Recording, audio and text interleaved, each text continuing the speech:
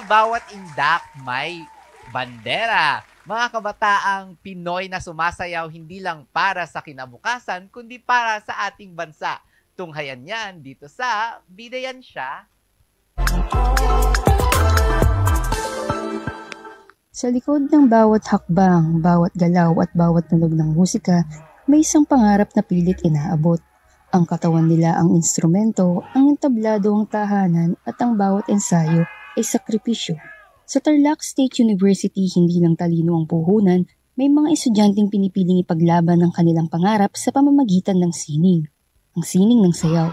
Sila ang mga estudyanteng sa bawat araw ay ginagawang misyon ng pagsasayaw para sa sarili, para sa grupo at para sa bayan. Nagsimula po yung journey namin. Actually, parang hindi talaga ayos yung schedule namin noon kasi nga students din kami. Tapos sinabayan pa ng mga quizzes and mga exams. Tapos isa pa dun is yung lack of time namin sa preparation. Hindi talaga siya easy yung process namin nung year 2024 for ICU. Hindi madaling maging isang mananayaw. Ang journey nila ay puno ng pagod, pagkatalo at muling pagbangon. Nang tinawag silang lumaban sa South Korea, mas lalong tumibay ang kanilang determinasyon. Sa pangunguna ni Ian, ang kanilang leader, bawat ensayo ay naging misyon. Hindi po talaga namin expect nun kasi maraming kami as a dancer. Hindi po talaga namin expect kung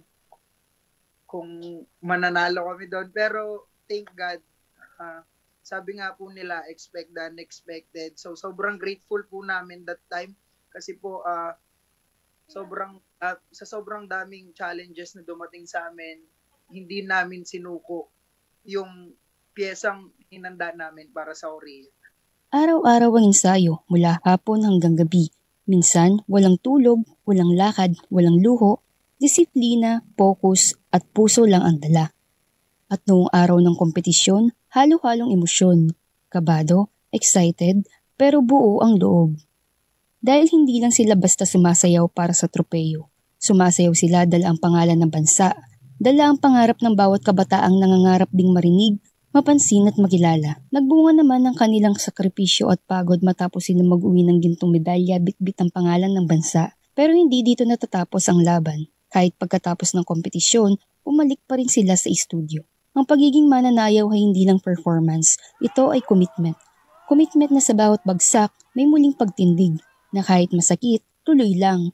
At kapag narinig na ang beat, kapag bumukas na ang ilaw sa entablado, sila na ang bida, hindi lang sa sayaw, kundi sa kwento ng lakas ng loob at pagpupursige.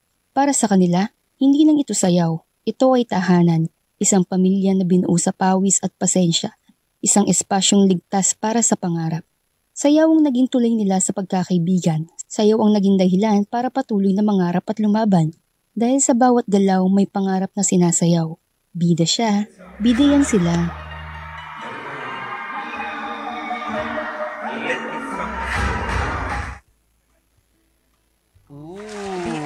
Bida yan sila. Oo, bida talaga. Bida sila, no?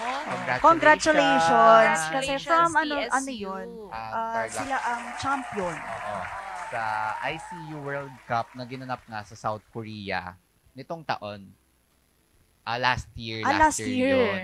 Pero congratulations still. Kasi mahirap din talaga ito, no? Kasi most especially dapat passion mo talaga yung ginagawa mo. Dapat gusto mo lahat ng ginagawa mo para ma-achieve talaga ninyo kung ano yung dapat performance talaga. Oo. Paano yung performance? Paano? Dapat may performance. Oo. Dati kasi, dancer din ako. Nako. Charot lang. Dancer ng TikTok ba to? sa banyo lang din. Kaya lang, Singer, dancer. Oo, mahirap. sa banyo talaga lumalabas Oo, lahat ng yung mga talents, talent no? natin. Yan. Kaya kailangan may ganito tayo sa banyo, oh. Wag naman. Time lapse. Oo, baka naman ma-discover tayo ng, uy. Pwede to pang ICU, World Cup. Oo. Pero yun nga, lahat nga ng mga ano nila is worth it kasi 'di ba practice yun nga sabi nila practice. umaga, gabi. Tas nakakapagod ang pagsasayaw kasi nga katawan din natin ang gumagalaw dito. Siyempre yung effort din. At saka yung sarili nilang core yun, no? Siyempre, mga kalaban nila, mga galing sa iba't ibang bansa din na mga magagaling din talagang sumayaw. Kaya kailangan talaga porsigido ka talaga dito. Tsaka hindi lang yung katawan nilang napapagod dito, pati utak nila. 'Di ba? I've tried it kasi. Charot! Sample mamaya. Kaya nga, feel ko Alam nga. niyo, breakdancer ako. Charot. Kaya nga, tunay ngang ang galing ng mga Pilipino, kahit sa iba't ibang larangan yan, kahit anong larangan, especially ng sining, pag-involve ang sining sa pagsasayaw, especially yung pagsasayaw. Sumaya ko naman ba din? Example po. Magulat kayo sa aking dancing skills ba? Magpekit na lang kayo. Sasayaw daw si Miss Vanessa pero nakatakip yung camera.